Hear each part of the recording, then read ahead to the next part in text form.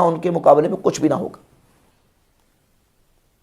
اب یہاں یہ سمجھے بات کہ حبل اللہ مسلمانوں کی جماعت، اگر حبل اللہ سے مراد قرآن لیا جائے، حبل اللہ سے مراد جماعت لی جائے، تو قرآن بھی اسی کا پڑھنا مفہوم معتبر ہوگا جو مسلمانوں کی جماعت کے مطابق ہے۔ جو قرآن پڑھ کے صحابہ کرام کو مشرک کہے، جو قرآن پڑھ کے نعوذ باللہ مولا علی رضی اللہ تعالیٰ عنہ کو مشرک کہے گا، وہ قرآن پڑھ کے کیا قرآن صحیح سمجھ رہا ہے؟ کیا اس نے حبل اللہ کو مضبوطی سے پکڑ لیا، تھام لیا؟ پڑھ تو وہ قرآن رہا ہے۔ خوارج نے مولا علی کو نعوذ باللہ تعالیٰ جب کافر اور شرک کے ان پر فتوے لگایا نعوذ باللہ، تو وہ کیا کرتے تھے؟ وہ گرنتھ وید پڑھتے تھے، قرآن ہی پڑھتے تھے۔ ان الحکم الا اللہ، وہ کہتے ہیں اللہ کے علاوہ کسی کا کوئی حکم نہیں ہے۔ تو اب یہ سمجھیں، یہ جو لفظ استعمال کیے گیا اہل السنہ والجماعہ، یہ اس تناظر میں آپ دیکھیں کہ اس وقت استعمال کیا گیا، اور پھر ہمارے امت کے اماموں نے، آئمہ نے، محدثین نے، فقہا نے اس لفظ کو بحمد تعالیٰ مسلمانوں کی عظیم جماعت کے لیے استعمال کیا۔ یہ ہمارے پاس صحیح مسلم ہے، صحیح مسلم میں روایت نمبر 27 ہے، صحیح مسلم ہے۔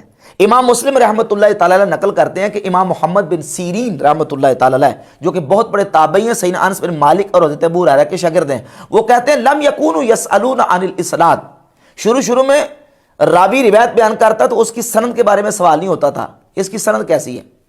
لما وقعت الفتنہ، لیکن جب فتنہ واقع ہو گیا، مطلب امت میں گمراہ فرقے پیدا ہونے شروع ہو گئے، قالوا سموا لنا رجالکم، تو پھر کہا کہ یہ بتاؤ کہ اس روایت کی سند کا راوی کون کون ہے، یہ کس نے بیان کی ہے؟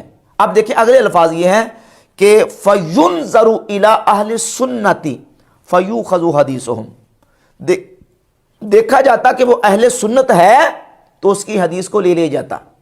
يُنْظَرُ إِلَىٰ أَهْلِ السُّنَّةِ فَيُؤْخَذُ حَدِيثُهُمْ، یہ نہیں کہا يُنْظَرُ إِلَىٰ أَهْلِ الْكَلِمَةِ فَيُؤْخَذُ حَدِيثُهُمْ کہ یہ دیکھا جاتا کہ وہ کلمہ پڑھتا ہے تو حدیث کو لے لیتے۔ يُنْظَرُ